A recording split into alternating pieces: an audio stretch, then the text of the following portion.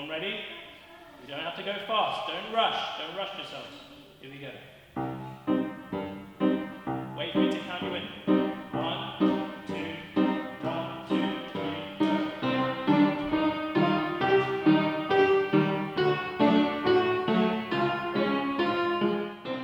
I never thought I could be into teaching.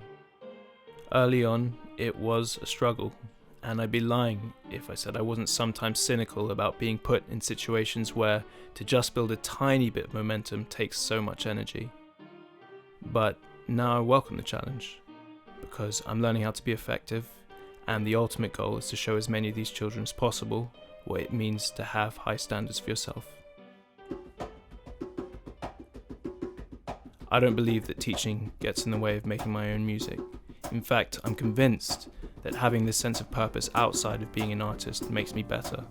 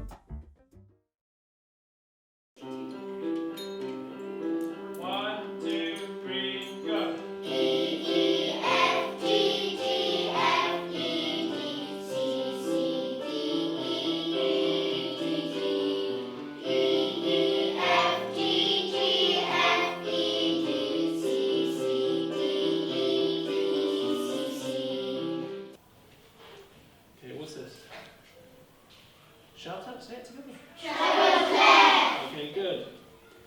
What's this? Time signature. What is our time signature? 4. Learning music effectively is like learning anything else.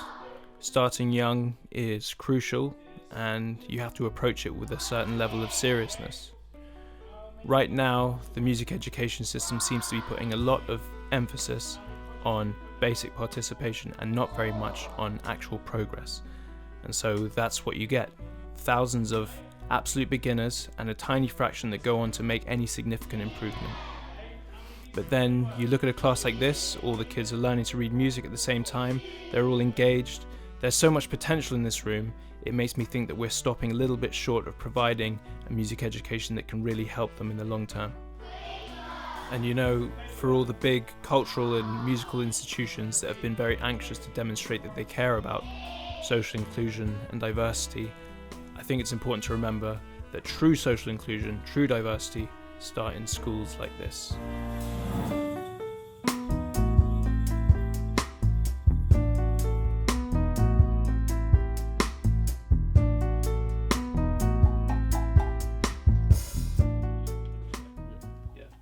Okay, so I'm here with Toffenme, who's one of my really good cello students.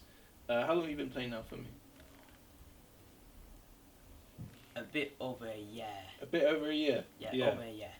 So you've really made quite incredible progress. See, because with most kids, especially with the cello, it's difficult to play right because you need to build up the muscles in your hands. So to just play basic things, you need to do a lot of practice. And so most kids come to me, they figure out that they need to practice, they figure out how hard it is. they don't practice, and then eventually they give up. But for me, he really got through that beginning period, learned how to do all the basic skills. And then we got you into the SMC, right? That's the Saturday Music Centre. Can you talk a little bit about that? Tell what's the experience like going to SMC? It's really nice. Yeah. When I go there, I like that I'm in like different groups, Mm-hmm. and at the end I get to perform in a concert, and I like to be a part of something. Yeah. So what are the different groups? It's like orchestra. Orchestra, training strings, Yeah. and I think there's training orchestra. I'm not sure what the name of it is. Yeah. There's 3 sessions. So, and do you remember when you went, you had like the very basic skills of playing cello, Yes. and then from going there, you went like you improved so much so quickly, didn't you? Yes. So we started doing grade 1 at the beginning of the year, and now we're going to do grade 3 at the end, which I mean that's pretty amazing progress. Yeah. So why don't we play something? What should we play? Hungarian stomp. Hungarian stomp, yeah. Okay. So this is one of the pieces we're going to play for grade 3.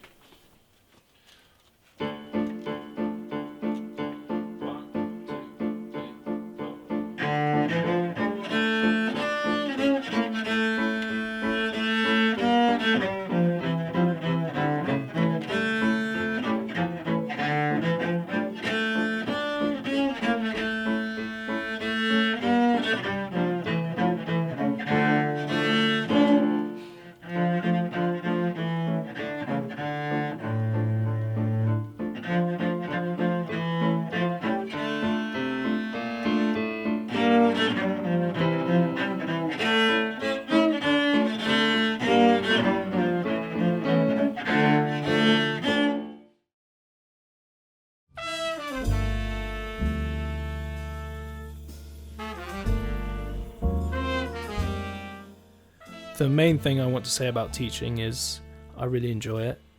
I feel privileged to have an opportunity to do it and to find myself in situations where I can make a difference. That being said, I would like music education on a national scale to be more efficient, more accessible and more sustainable, and I want to be a part of making that happen.